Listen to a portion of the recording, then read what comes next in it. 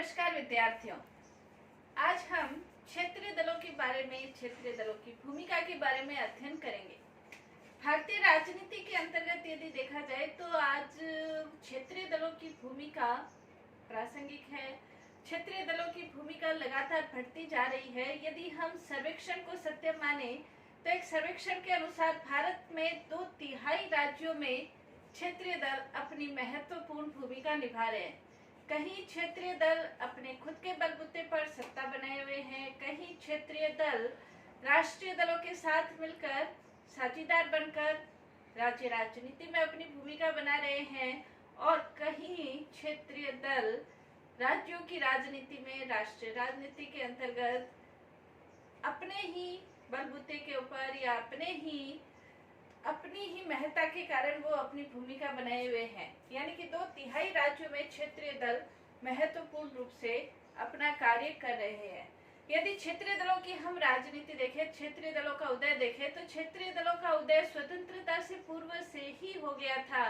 1920 में अकाली दल का निर्माण हुआ था। उसके बाद से नेशनल कॉन्फ्रेंस का निर्माण हुआ था जम्मू कश्मीर के अंतर्गत, और उसके बाद यदि देखा जाए स्वतंत्रता के बाद 1949 के अंतर्गत डीएमके द्रविड़ मुनेत्र कड़गम का निर्माण हुआ, और उसके बाद जब 1967 के अंतर्गत कांग्रेस की पकड़ केंद्रीय सत्ता के ऊपर तो थी, लेकिन राज्यों की सत्ता के ऊपर जब कांग्रेस की पकड़ थोड़ी ढीली होने लगी तो धीरे धीरे क्षेत्रीय दलों का उदय होने लगा।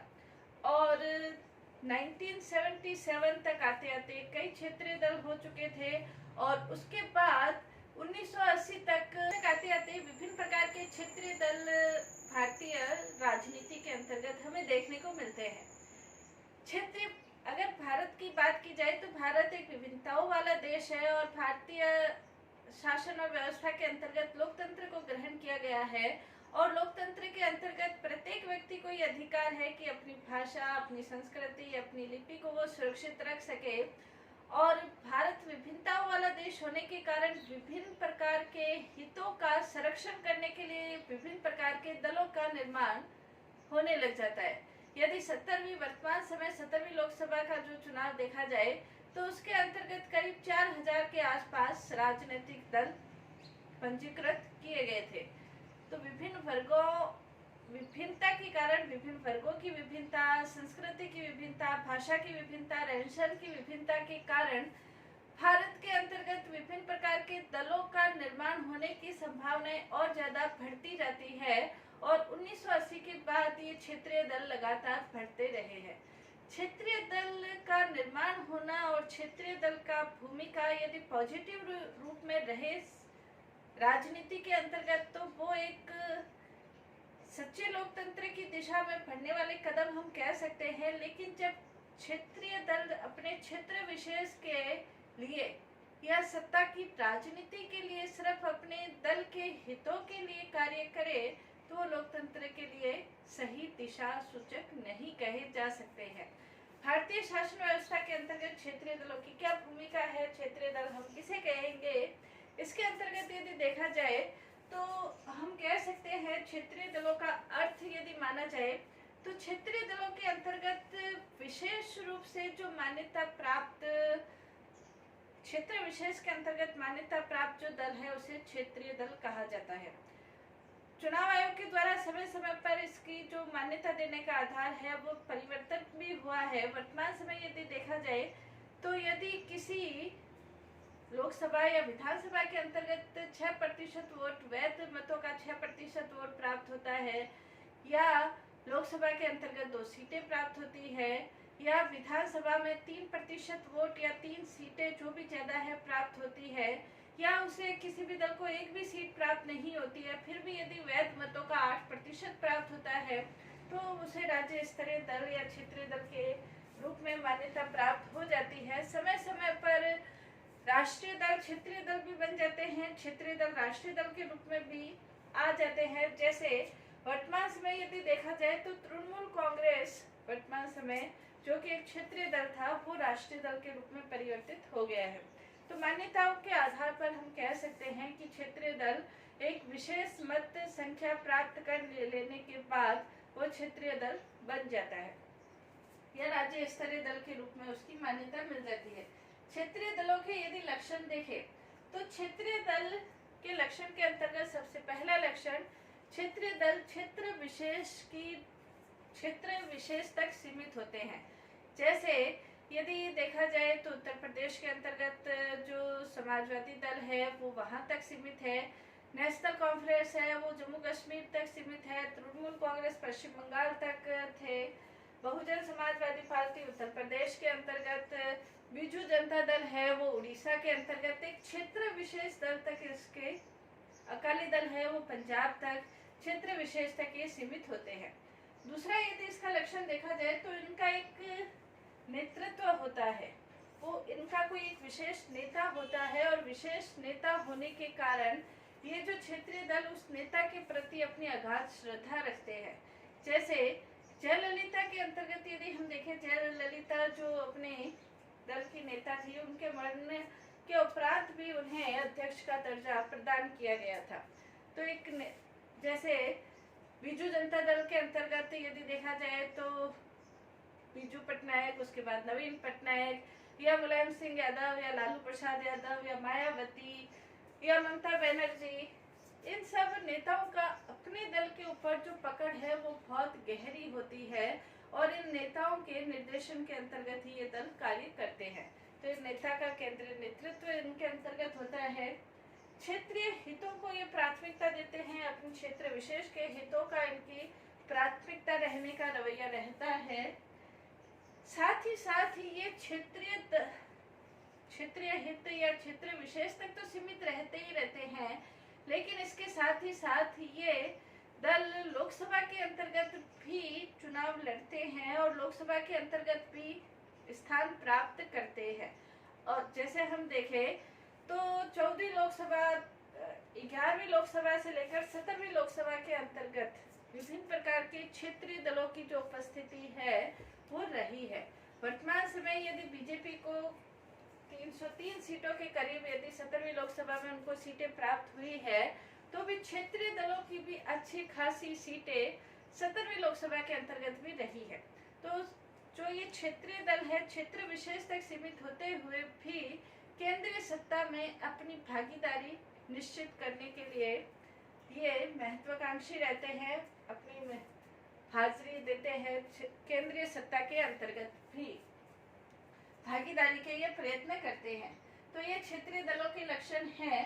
प्रमुख रूप से यदि क्षेत्रीय दल देखा जाए कि प्रमुख रूप से कौन कौन से भारत के अंतर्गत क्षेत्रीय दल है, तो जनता दल है, समाजवादी पार्टी है, अकाली दल है, द्रविड़ मुनेत्र कड़गम जिसे डीएमके कहा जाता है, अन्ना डीएमके यानी कि Anna Dravida Munnetra Kazhagam, National Conference, Telugu Desam, Shiv Sena, JMM Jharkhand Mukti Morcha, Biju Janata Dal, भारतीय राष्ट्रीय लोक दल, अनेक प्रकार के जो क्षेत्रीय दल है भारतीय शासन के अंतर्गत, राज व्यवस्था के अंतर्गत अपनी महत्वपूर्ण भूमिका निभाते हैं। क्षेत्रीय दलों की भारतीय राजनीति के अंतर्गत क्या भूमिका है, किस तरह की ये भूमिका निभाते हैं? कई क्षेत्रीय दल नकारात्मक भूमिका है तो कई क्षेत्रीय दलों की सकारात्मक भूमिका भी देखने को मिलती है। तो भारतीय राजनीति के अंतर्गत क्षेत्रीय दलों की क्या भूमिका है, इसके अंतर्गत पहला हम कह सकते हैं केंद्रीय सरकार के गठन में महत्वपूर्ण भूमिका। 1996 में 6 से भारत के अंतर्गत 89 के अंतर्गत भी 1989 के अंतर्गत 1989 से 1991 और उसके बाद 96 से लेकर 2004 तक यदि देखा जाए 2004 के अंतर्गत भी और 2009 के अंतर्गत भी यदि देखा जाए 13वीं 14वीं लोकसभा के अंतर्गत 15वीं लोकसभा के अंतर्गत भी यदि देखा जाए तो क्षेत्रीय दलों की महत्वपूर्ण भूमिका थी, क्योंकि 89 के अंतर्गत और उसके बाद 96 के अंतर्गत किसी भी दल को स्पष्ट बहुमत प्राप्त नहीं होता था और स्पष्ट बहुमत प्राप्त नहीं होने के कारण जो सबसे बड़े दल हैं या गठबंधन है वो क्षेत्रीय दलों के सहयोग से सरकार बनाते थे। तो 96 से 89 और 91 को भी यदि हम इसमें शामिल करें, उसके बाद 96 से लेकर 2009 तक का जो लोकसभा चुनाव थे, उसके अंतर्गत क्षेत्रीय दलों की जो भूमिका थी वो केंद्रीय सरकार के गठन में महत्वपूर्ण भूमिका थी। हालांकि 16वीं लोकसभा 2014 के अंतर्गत बीजेपी को पूर्ण बहुमत हासिल हुआ और 17वीं लोकसभा 2019 के अंतर्गत भी बीजेपी को पूर्ण बहुमत हासिल हुआ। तो क्षेत्रीय दल राष्ट्रीय स्तर पर अपनी केंद्रीयकृत भूमिका निभाने में इतना महत्वपूर्ण योगदान नहीं दिया, लेकिन उससे पहले के जो भी 11वीं, 12वीं, 13वीं, 14वीं लोकसभा चुनाव के अंतर्गत इनकी महत्वपूर्ण भूमिका रहती थी और केंद्रीय सरकार के गठन के अंतर्गत भी, क्योंकि केंद्रीय सरकार का निर्माण बिना इनके सहयोग के हो नहीं सकता था और सहयोग देने में वो अपनी शर्तें लगाते थे। यहाँ तक कि केंद्रीय मंत्रिमंडल के अंतर्गत भी क्षेत्रीय दलों के नेताओं को स्थान प्राप्त होता था, उम्मीदवारों को स्थान प्राप्त होता था। कहने का तात्पर्य, वर्तमान यदि हम 16वीं और 17वीं लोकसभा चुनाव को छोड़ दें तो उससे पहले के लोकसभा जो चुनाव है उसमें केंद्रीय सरकार के गठन में क्षेत्रीय दलों की महत्वपूर्ण भूमिका रहती थी, जिसके अंतर्गत यदि देखा जाए तो समाजवादी पार्टी, तृणमूल कांग्रेस, अकाली दल हैं कि क्षेत्रीय दल केंद्र सरकार के गठन में अपनी महत्वपूर्ण भूमिका निभाते हैं। वर्तमान 16वीं 17वीं लोकसभा के चुनाव को यदि अभी वर्तमान समय नहीं देखा जाए तो केंद्रीय सरकार के गठन में इनकी महत्वपूर्ण भूमिका रहती है। दूसरा, इसके अंतर्गत क्षेत्रीय दलों के कारण भारतीय शासन और राज व्यवस्था के अंतर्गत हमें कई बार बार बार चुनावों का सामना करना पड़ा था, क्योंकि जब केंद्रीय सरकार के गठन के अंतर्गत क्षेत्रीय दलों के सहयोग से जब सरकार बनती है तो कई बार क्षेत्रीय दल सरकार को, केंद्रीय सरकार को ब्लैकमेलिंग करते हैं और ब्लैकमेलिंग के अंतर्गत यदि उनकी मांग पूरी नहीं होती है और यदि मांग पूरी हो भी जाए तो भी कई बार क्षेत्रीय दल अपना समर्थन वापस ले लेते हैं या सरकार से अलग हो जाते हैं और उसके कारण यदि देखा जाए 1977 के अंतर्गत चुनाव का सामना करना पड़ा था। 1996 के अंतर्गत अटल बिहारी वाजपेयी की सरकार थी। 1989 के अंतर्गत भी वीपी सिंह की सरकार, उसके बाद ये चंद्रशेखर की सरकार थी। उसके बाद 96 के अंतर्गत अटल बिहारी वाजपेयी की सरकार और उसके बाद देवगौड़ा जी की सरकार, आई.के. गुजराल की सरकार और उसके बाद फिर 1991 के अंतर्गत जब नरसिम्हा राव की सरकार बनी तो वापस एक तरीके से स्थिरता का दौर शुरू हुआ। 96 के बाद वापस आया स्थिरता का दौर।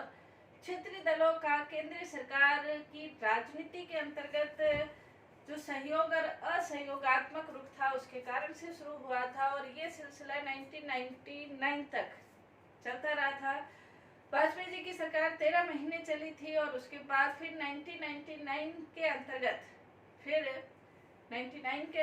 फिर जब सरकार बनी थी वाजपेयी के नेतृत्व में, पहली बार गैर कांग्रेसी सरकार ने 5 साल अपने पूरे किए थे और उसके बाद 2004 से 2014 के अंतर्गत मनमोहन सिंह के नेतृत्व में कांग्रेस गठबंधन को बहुमत मिला और उसमें भी क्षेत्रीय दलों की भूमिका थी। लेकिन कहने का तात्पर्य ये है 77 में, 89 में, 96 में जो बार बार चुनाव झेलने पड़े उसमें क्षेत्रीय दलों की भूमिका महत्वपूर्ण है या उनके कारण चुनाव झेलने पड़े थे, जिसे मध्यावधि चुनाव ये कह सकते हैं। बार बार जनता को चुनाव का सामना करना पड़ा था। इसके बाद नेक्स्ट इनकी भूमिका हम कह सकते हैं राष्ट्रीय हितों की अनदेखी करते हैं। क्षेत्रीय दल कई बार भाषा के आधार पर, कई बार प्रांत के आधार पर, क्षेत्र विशेष के आधार पर, धर्म के आधार पर, जाति के आधार पर भी क्षेत्रीय दलों का उदय होता है और जब इन आधारों पर क्षेत्रीय दल का उदय होता है तो ये आधार राष्ट्रीय एकता में नेचुरल रूप से राष्ट्रीय एकता को आघात पहुंचाते हैं।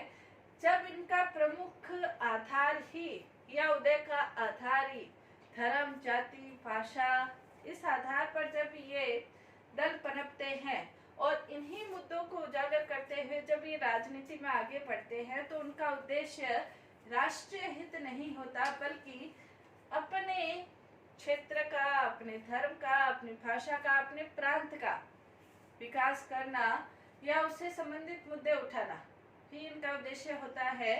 राष्ट्रीय हितों से इनका कोई लेना देना नहीं होता है और इस कारण से कई बार भारतीय राजनीति के अंतर्गत जातीयता, प्रांतीयता, सांप्रदायिकता, धार्मिकता ऐसे अनेक मुद्दे खड़े हो जाते हैं जो राष्ट्रीय एकता को खत्म करते हैं।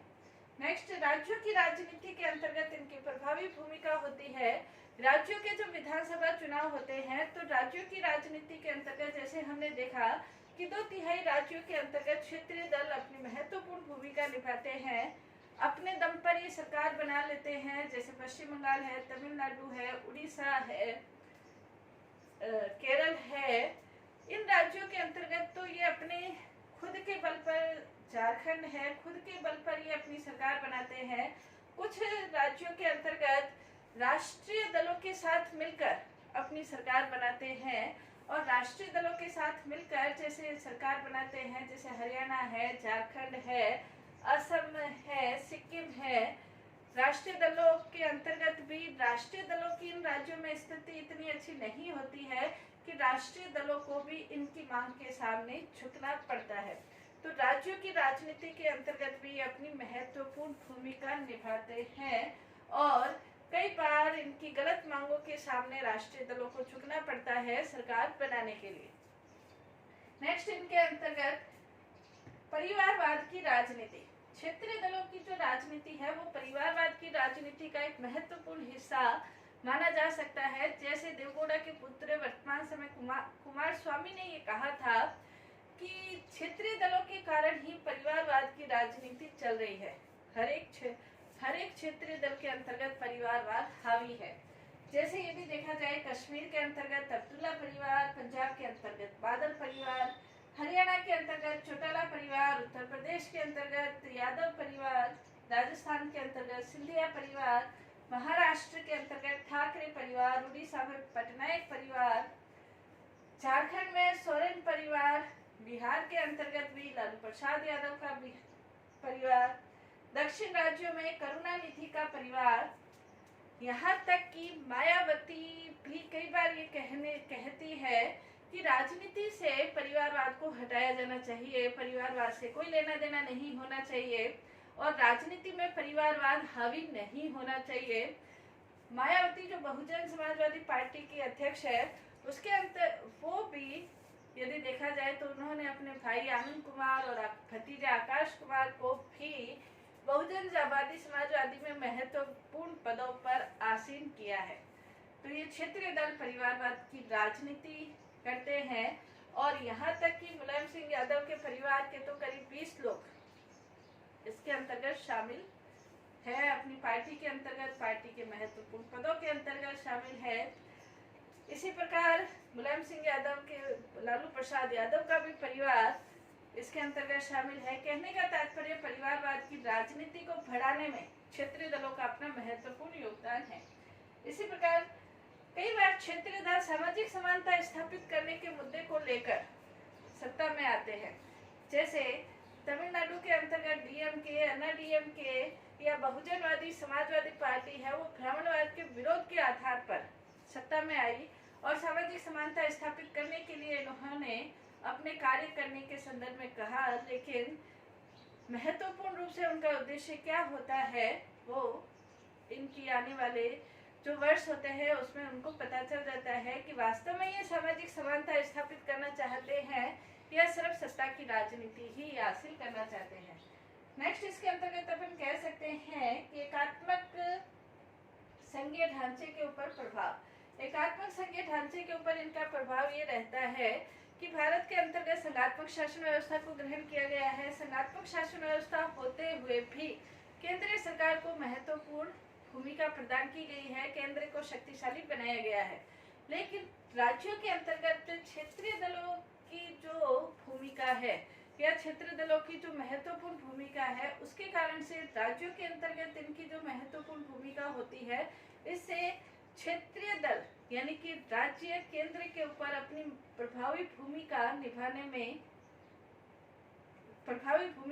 लेते हैं या प्रभावी भूमिका निभाने का प्रयास करते हैं, और इस प्रकार से एकात्मक जो संघात्मक राज्य है जो कि केंद्रीय सरकार को शक्तिशाली बनाता है, कई बार केंद्रीय सरकार अपने आप को इन क्षेत्रीय दलों के कारण कमजोर स्थिति में भी पाती है। नेक्स्ट, इसके अंतर्गत सत्ता की राजनीति। कई बार क्षेत्रीय दल सत्ता की राजनीति भी करते हैं। जैसे वर्तमान समय महाराष्ट्र के अंतर्गत हम देखें तो शिवसेना के साथ मिलकर बीजेपी ने चुनाव लड़ा, और उसके बाद उसके कांग्रेस ने एनसीपी के साथ मिलकर चुनाव लड़ा। नेशनल कांग्रेस पार्टी ने मिलकर चुनाव लड़ा, एनसीपी के साथ चुनाव लड़ा, और उसने शिवसेना के साथ मिलकर चुनाव लड़ा। चुनाव के नतीजों के अंतर्गत भाजपा और शिवसेना को गठबंधन को बहुमत हासिल हुआ था, लेकिन शिवसेना ने ये सत्ता की राजनीति करते हुए ये कहा कि मुख्यमंत्री तो हम ही बनेंगे, और जो शिवसेना महाराष्ट्र के अंतर्गत कांग्रेस के विरुद्ध अभियान कर रही थी, और चुनाव परिणाम आने के बाद कांग्रेस के साथ मिलकर उन्होंने सत्ता बनाई।